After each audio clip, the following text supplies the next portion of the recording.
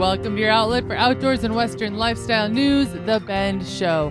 I am your host, Rebecca Wanner, a.k.a. Beck. We say this each week. We love hearing from all of you. Your comments, stories, ideas. Get a hold of us anytime. Call or text 305-900-2363. Again, that's 305-900-2363. Or you can always drop an email to bendradioshow@gmail.com. Ron Long, as always, is my producer and co-host, Jeff Tigger Erhardt.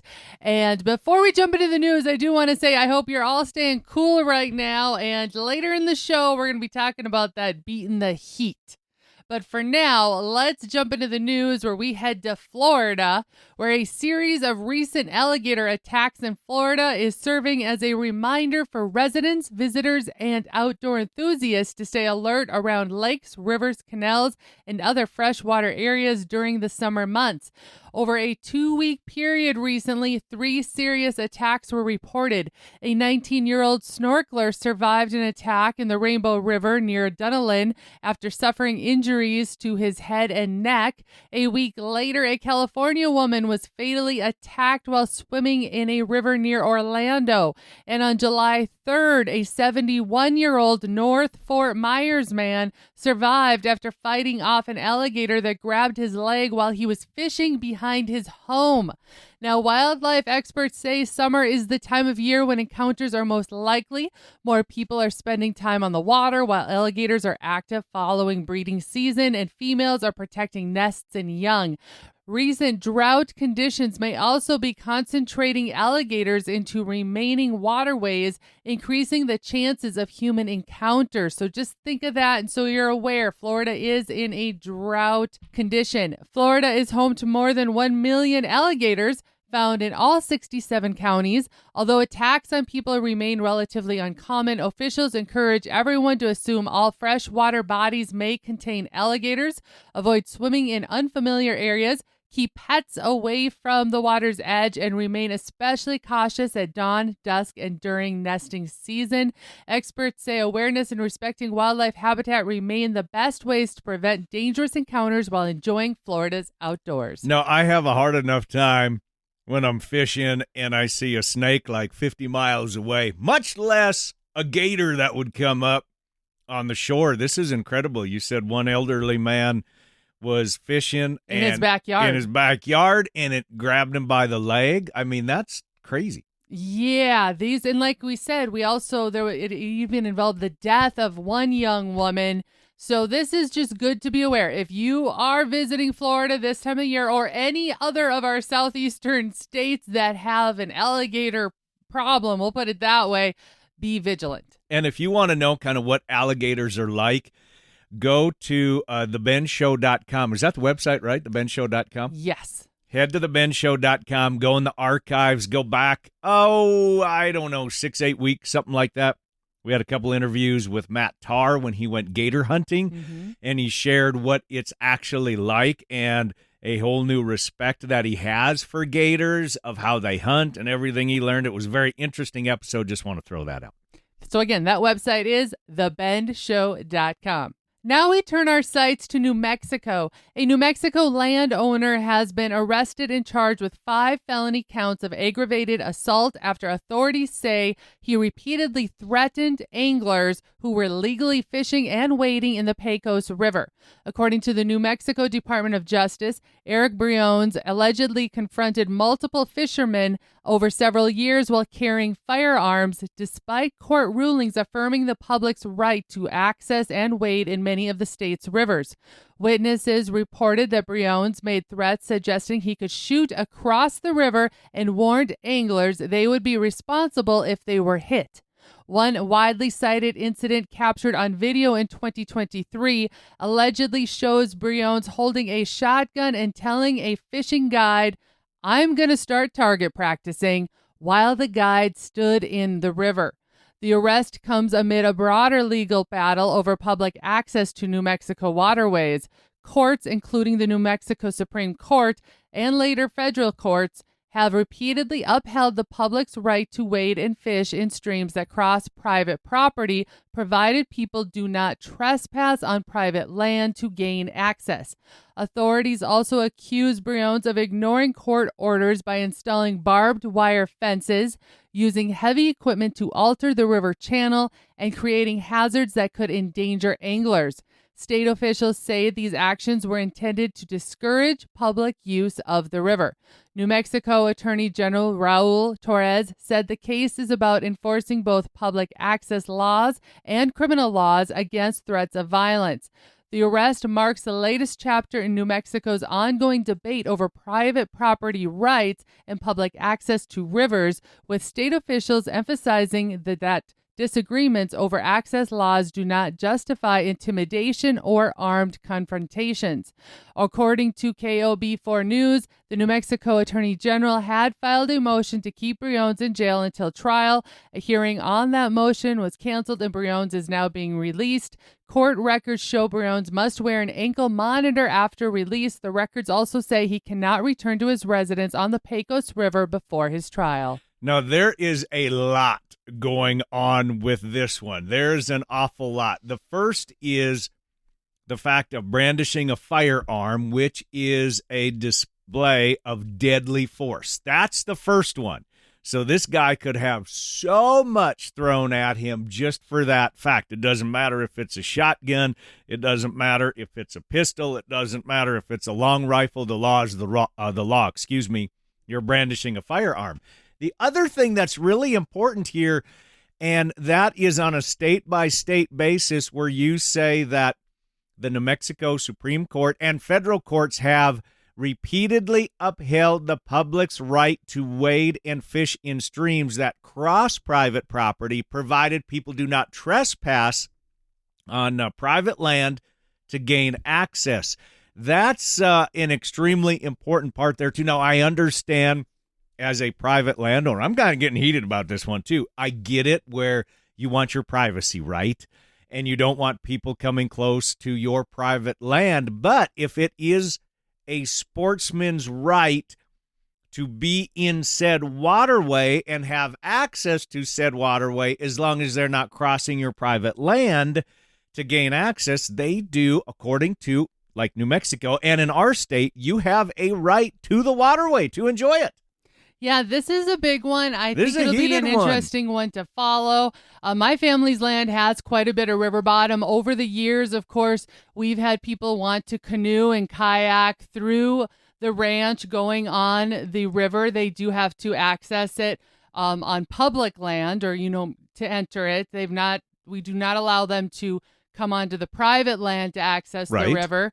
But we have been understanding, of course, of when they are floating through, it's not our fault that we have to put fences up river crossings because we run cattle, that they might have to get up and walk with their kayak a little bit to go under or get around said a fence. But by and large, most people stop or they get a hold of us ahead of time and ask permission, which goes a long way with private property. Again, as a landowner, if you're going to be doing some of these activities, I still encourage being a better person and asking for permission first. Versus just, blowing up and saying this is the law. This is my right. So let me ask you this. We're going to dive down this a little bit because you have had and your family have had more than your share, as you said, the river that goes through your family's property.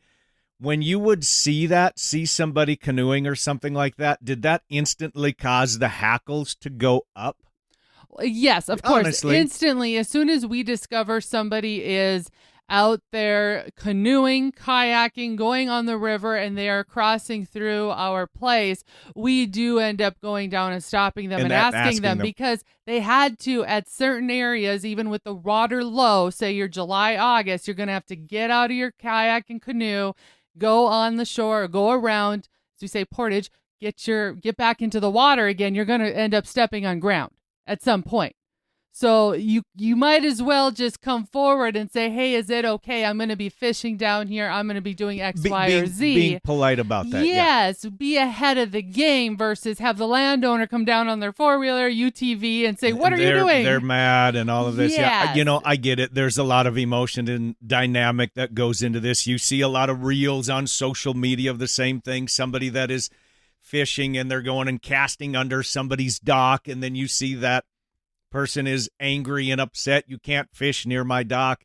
So there are different rules and regulations in place depending upon what type of waterway it is in your state. You really need to know that stuff. But I do like what you said of if somebody wants to enjoy that waterway and they know that it's going to be passing through private property, maybe in just going and visiting with that landowner first and saying, hey, is it okay if we grab and we kind of go fish over here? We promise we will stay in the boat. We won't get on your land or anything like that. And that can lead to a good conversation of you saying, hey, be careful when you go around this bend. It's a water gap. We've got it fenced off because it's a pasture. Be careful, and then everybody gets along and enjoys the day. Exactly. Maybe be ahead of the game and say, hey, while I'm out there, is there anything you want me to keep an eye out for? I'm just saying, be a better person. All right, on that note, we're going to take a short break, crew. When we come back, we got more of The Ben Show.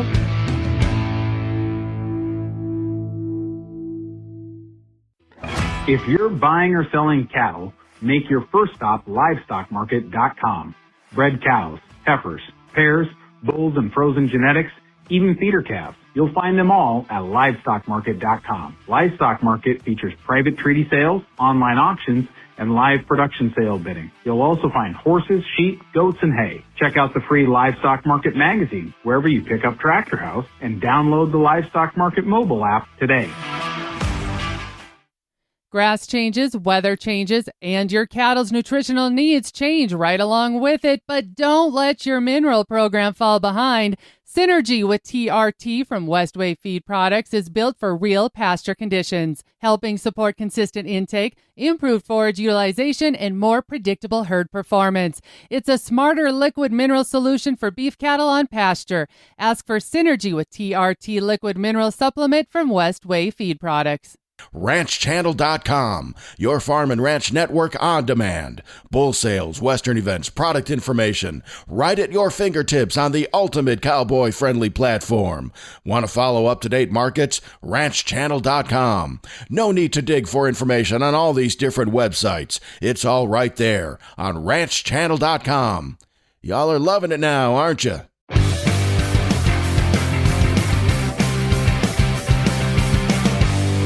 Hello and welcome back to The Ben Show. I'm your host, Rebecca Wanner, a.k.a. Beck. Jeff Tigger Erhardt is in the co-host chair, and I'm just going to put it this way.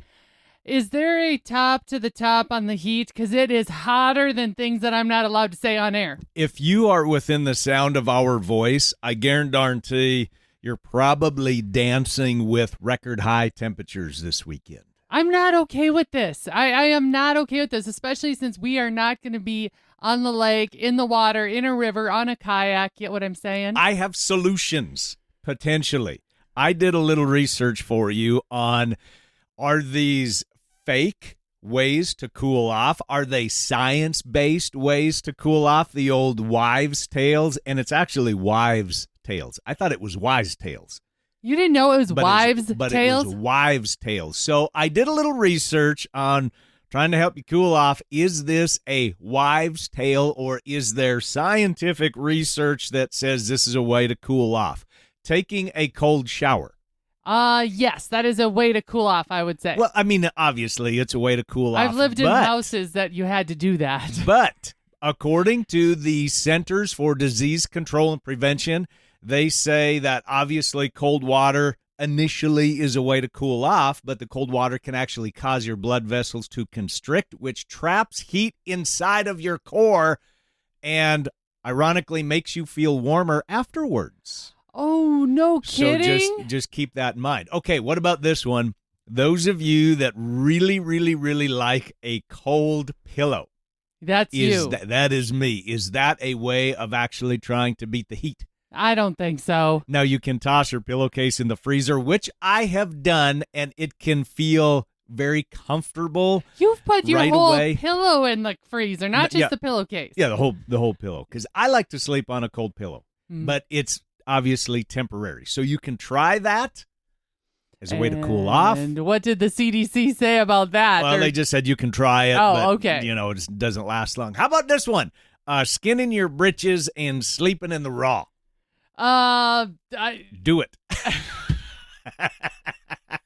So I don't even know what to is say. that an actual way of cooling off in the evening? It's hot, it's stagnant in the house. I would think that would all depend on what kind of sheets you have, if they're wicking or not wicking, if they're, type of year flannel or not flannel sheets. Okay, there's truth to that. There's truth to that with the material. But they say if you want to skin your britches and sleep in the raw, a lot of people believe that this is a way to cool off. But experts, they suggest otherwise. I disagree with them. They say sleeping naked can actually trap sweat between the bed and the body. They actually recommend wearing loose, breathable, natural fabrics like cotton or silk is highly recommended. I say skin your britches and sleep in the raw. Your birthday suit. I'm going to agree with them and wear pajamas because just think about it. You just said you get hot, you're sweaty. How often are you washing your sheets? I think that's the question is how often is your bedding getting washed? It's not like your pajamas that might get washed every couple of days. Yeah, I'm with them. Skin your britches. What about this one? I had heard of this, but I didn't know how real it was or wasn't, and that is like taking salt tablets to replenish electrolytes. If you're really, really, really sweating. I think that is most likely a truth. That is absolutely false. The Cleveland Clinic, they warn that excess salt can actually worsen dehydration. Instead, you're supposed to be drinking electrolyte-infused water, which I don't necessarily agree with that one to a degree. Because there's so much sugar in it. Because there's so much sugar in, yes. But if you have to just replace your electrolytes really quick, grab one of those Gatorades, Powerades, whatever. Well, that is one thing we have heard from doctors again and again, you and I, in the last couple of months, is making sure you have electrolytes in yourself. So, yes, get yourself one of those power drinks. Have you ever heard of this one? Placing a cold cabbage leaf on your head. No, I didn't I've never hear heard this of one. So obviously, I think this one is fake. The baseball legend Babe Ruth, the great Bambino, he famously kept a chilled cabbage leaf under his cap.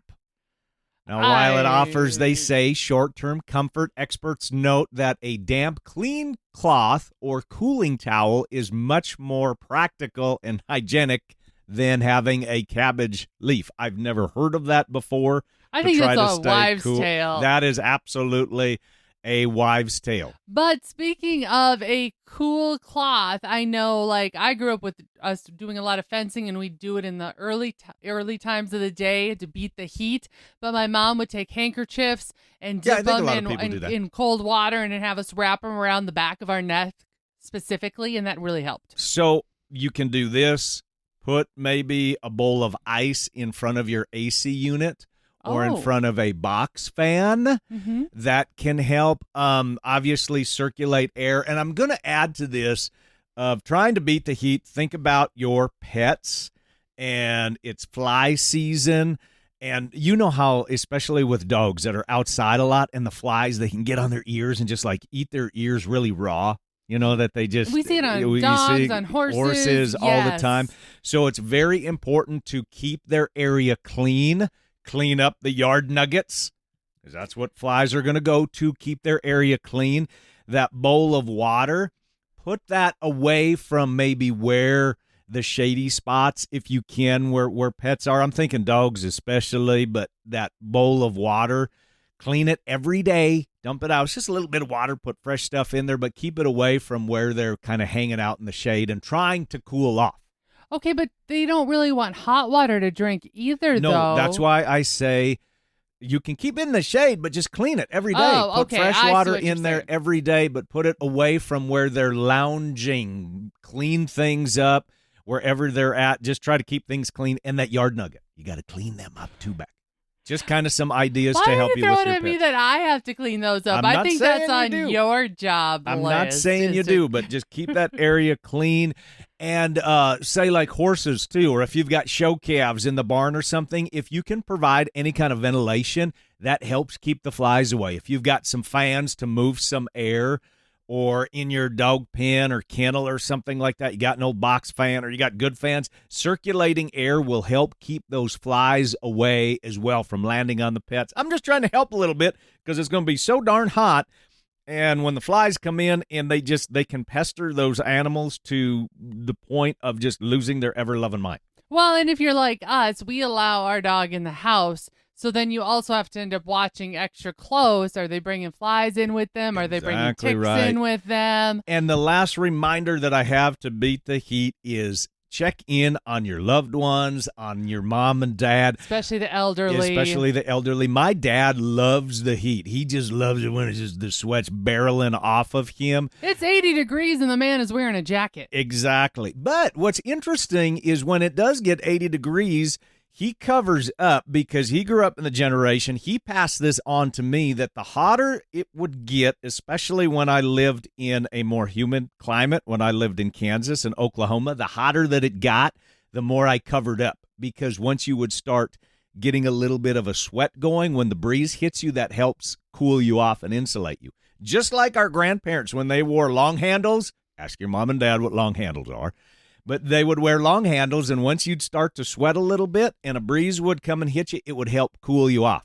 It's your own little air conditioner. Well, there you have it. Tigger, out of the blue, decided to save all of us from the heat. I did, because it is beat the heat, so darn hot outside. Everyone's trying to get past it, but just some of those old wives' tales or wise tales, whatever you want to call them, truth or fiction. So good luck, everybody, trying to beat the heat this weekend. Stay cool, y'all. We're going to take a short break. When we come back, we've got more of The Ben Show. What if your bull selection could help put more money in your pocket? At Jorgensen Land and Cattle, every bull is bred and tested for feed efficiency, a trait that can help you maximize production and profitability. When you lease or buy from Jorgensen Land and Cattle, you'll benefit from superior genetics, proven sire lines, and support from a team with over 60 years of experience. Our breeding program was built to help commercial cattle producers develop better cow herds and stronger feeder calves. Head to jorgensenfarms.com and follow us on Facebook. Jorgensen Land and Cattle, one of the nation's largest seed stock providers. Welcome to Sire Buyer, a place where we connect cattlemen. The nation's #1 destination for buying and selling breeding genetics. In-depth reviews and upbeat news on your favorite sires. Sire Buyer features the top Angus bulls across the country. Be sure to sign up to receive your directory by emailing info@sirebuyer.com. If you're looking for the best place in breeding genetics, you've just found it. Are you looking for true price discovery for your feeder cattle? Look no further than Superior Livestock Auction. The Video Royale sale is coming up July 27th through the 31st, followed by the Bighorn Classic. To consign to the Bighorn Classic, cattle need to be cataloged by July 31st, and videos need to be submitted by August 7th. Again, July 31st for the catalog and August 7th for the videos to consign to the Bighorn Classic. Any questions, reach out to your Superior Livestock Auction rep or call Superior Livestock Customer Service at 800-422-2117. View the sale live on Dish Network Channel 997 and online at sla-tv.com.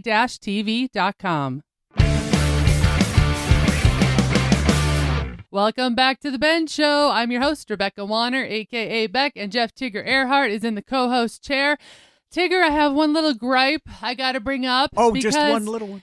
We are into the second weekend of July already, and I've been to county fairs. We've been to 4th of July activities, and I have yet to have had myself any strawberry rhubarb pie.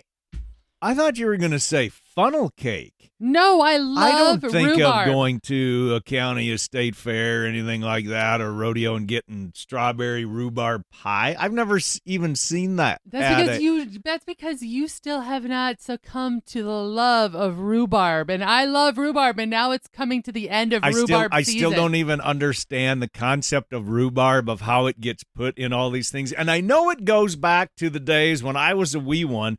And I remember having a quiche. That's kind of where you bake eggs in the oven, right? A quiche is not going to have strawberry or rhubarb in it. I'm going to put it this way. It had rhubarb in it. It was not a quiche. You darn then. right. Well, you ate a Coogan. No, it wasn't a Coogan. It was an egg dish. It was an egg bake that was full of rhubarb, and I was a wee one, and I was like traumatized my whole life from that. There was so much rhubarb in it, and from that day forward, why would you put rhubarb in anything? Right Rhubarb now, is why would you do that? Everybody knows that you are German, that both of us are Germans from Russia, that we have that kind of ancestry because we're talking about rhubarb and strawberries. And thing is I'm going to tell you that I've I'm never had with strawberry you rhubarb pie. I've never had it because I thought it's full of vegetables. I guarantee that there is no rhubarb. I don't want vegetables. In egg bake I don't want my or in a strawberry quiche. pie full of vegetables. I'm telling you, your parents or an aunt or somebody told you it was rhubarb, hoping you'd eat it because really it was peppers or something like that. It wasn't peppers. It was great big chunks of rhubarb. Well, I guarantee it.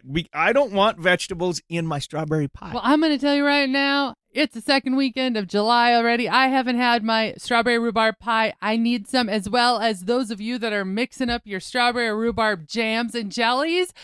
Feel free to send them my way. That's all for this week, folks. Thanks again for riding along. And if you have anything to add or want us to share on our next upcoming episodes, you can call or text us anytime, 305-900-2363. Again, 305-900-2363. Or you can always email benradioshow@gmail.com. And if you missed part of the show, want to hear past episodes, you can find them all on the website, thebendshow.com. Finally, a big thanks again to all you listeners that came along, and whether you're coming or going today, stay with us as we ranch it up. And remember to keep up with me back all week long by following The Bend on Facebook and on Instagram @The Bend Show. This is Rebecca Wanner. Catch back if you can next week on The Bend.